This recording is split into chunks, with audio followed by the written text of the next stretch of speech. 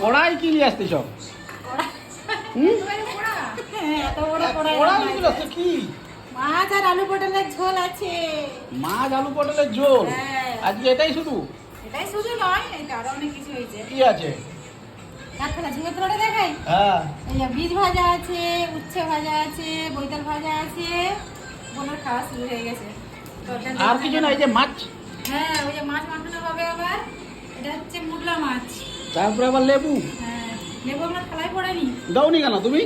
এরকম কি খেতে দিচ্ছ? তোমার বোন সেখানে খাওয়া শেষ, তার পেটে ছুটাটা মারতিছে। হ্যাঁ, দেরি হয়ে গেছে, কটা বাজে তখন না, 3টা বাজতে যাবে। তাহলে এরকম করে খেতে দিলে তোমার বোন আর আসবে নি আর পরে, বুঝতে পারছো না? দিদি একলা বানাচ্ছে, সব দেরি হচ্ছে, ওই জন্য তারপর যা গরম, গরমে তো দেরি হয়ে যাচ্ছে। এটাই, এরপরে আর তোমার বোন আসবে নি। আসবি নি? কি রে? বল কিছু। তার মুখ বন্ধ। আসবি নি? দিদি বাড়ি আসতেই হবে, বুঝতে পারলে?